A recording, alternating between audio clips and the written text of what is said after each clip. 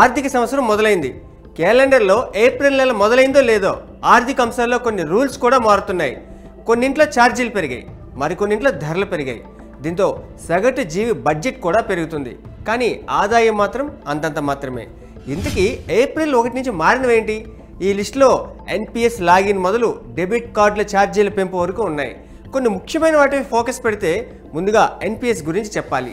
మోసాలు పెరిగిపోతున్న ఈ కాలంలో అకౌంట్లను ఈజీగా హ్యాక్ చేస్తున్నారు.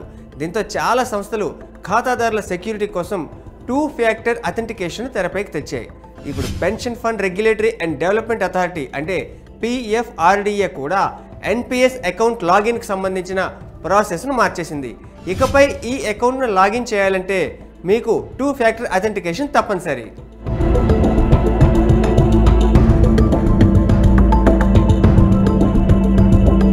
ఈ రోజుల్లో చిన్నదో పెద్దదో క్రెడిట్ కార్డును ఖచ్చితంగా తీసుకుంటున్నారు. అలాంటి వాళ్ళంతా అలర్ట్గా ఉండాలి. ఎందుకంటే వీటిపై వచ్చే రివార్డుల పాయింట్ల విషయంలో కొందరు స్ట్రిక్ట్గా ఉంటారు. వారిలో SBI క్రెడిట్ కార్డును ఉపయోగిస్తున్న వారు ఒక్క విషయాన్ని గమనించాలి. అద్దె చెల్లింపులపై రివార్డ్ పాయింట్లను ఇప్పటి వరకు ఇచ్చిన బ్యాంక్ ఇకపై ఆ రివార్డులకు గేట్ క్లోజ్ చేసింది. SBI ఇలా చేస్తే ICICI, యాక్సిస్, యెస్ బ్యాంకులు మాత్రం ఎయిర్పోర్టుల్లో ఫ్రీ లాంచ్ ఫెసిలిటీలో రూల్స్ మార్చాయి. క్రెడిట్ కార్డుపై క్వార్టర్లీ ఖర్చు ఆధారంగా ఈ సదుపాయం ఉండేది. ఇప్పుడు యాక్సిస్ బ్యాంక్ క్రెడిట్ కార్డుపై 50,000, యెస్ బ్యాంక్ క్రెడిట్ కార్డుపై 10,000, ICICI క్రెడిట్ కార్డుపై 35,000 ఖర్చు పెడితేనే ఎయిర్పోర్ట్లో ఫ్రీ లాంచ్ ఫెసిలిటీ ఉంటుంది.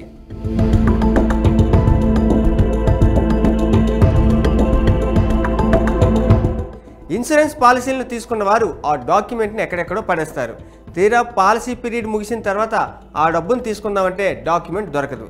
రెన్యువల్ టైంలోనూ కొంతమందికి ఇదే సమస్య ఎదురవుతుంది. పైగా దానిని కొంతమంది జాగ్రత్తగా ఉంచుకోలేరు.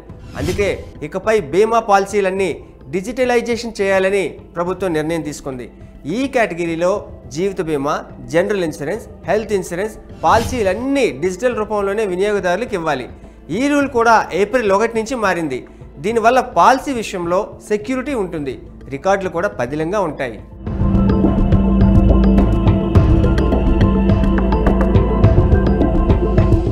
డెబిట్ కార్డులను ఇప్పుడు చాలామంది తక్కువగా ఉపయోగిస్తున్నారు. డిజిటల్ ట్రాన్సాక్షన్స్ పెరిగిన తర్వాత ఏటీఎంకి వెళ్ళి డెబిట్ కార్డుతో క్యాష్ తీసుకోవడం తగ్గిందనే చెప్పాలి. అయినా సరే బ్యాంక్ అకౌంట్ తీసుకున్న వారంతా డెబిట్ కార్డును కూడా తీసుకుంటారు. ఇప్పుడు దాని ఛార్జీలు కూడా పెరిగాయి. SBI లిస్టులో ఫస్ట్ ప్లేస్లో ఉంది. కొన్ని కార్డులపై 125 రూపాయలు ఉన్న ఛార్జీలను 200 రూపాయలకు పెంచింది. మరికొన్నింటిలో 175 నుంచి 250కు, ఇంకొన్నింటిలో 250 నుంచి 325కు, ప్లాటినం బిజినెస్ కార్డులకైతే 350 నుంచి 425 రూపాయలకు ఛార్జీలను పెంచింది. అంటే కార్డు రకం ఏదైనా సరే 75 రూపాయల మేర ఛార్జీలు పెంచిందని అర్థమవుతుంది. ఇక దీనిపై బంపర్ ఆఫర్ కూడా ఉంది. ఈ ఛార్జీలతో పాటు వాటిపై GST కూడా చెల్లించాల్సి ఉంటుంది. అంటే సగటు కష్టజీవి జేబుకు ఇది మరింత భారంగా మారనుంది. వీటికి తోడు టోల్ ట్యాక్స్ కూడా పెరిగింది. ఏటా ఏప్రిల్ 1 నుంచి టోల్ ఛార్జీలు పెరుగుతుంటాయి. ఇప్పుడు తెలుగు రాష్ట్రాల్లో అయితే జనం ఉపయోగించే రెగ్యులర్ వాహనాలు, వ్యాన్, కారు, జీపు లాంటి వెహికల్స్ ఒకవైపు ప్రయాణిస్తే 5 రూపాయలు, రెండు వైపులా అయితే 10 రూపాయలు అదనంగా పే చేయాలి. హెవీ వెహికల్స్ అయితే 35 రూపాయల నుంచి 50 రూపాయల వరకు ఎక్స్ట్రాగా చెల్లించాలి. ఒకవేళ ఒక రూట్లో వెళ్ళిన బండి 24 గంటల్లో అదే రూట్లో తిరిగి వచ్చేస్తే ఈ మొత్తంలో 25% తగ్గిస్తారు. కాకపోతే రోడ్డు నిర్మాణ ఖర్చు వసూలైన తర్వాత టోల్ బాధుడును కనీసం 40% తగ్గించాలని రూల్ ఉంది. ఫాస్టాగ్ వచ్చిన తర్వాత టోల్ గేట్ల వద్ద కలెక్షన్లు భారీగా పెరిగాయని తెలుస్తుంది.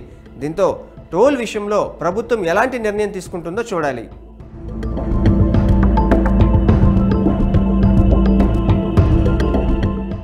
ఇలా ఆర్థిక సంవత్సరం మొదలైంది అంటే చాలు ఏదో ఒక రూపంలో సగటు జీవి బడ్జెట్ ముఖ చిత్రం మారిపోతుంది, బతుకు భారం అవుతుంది.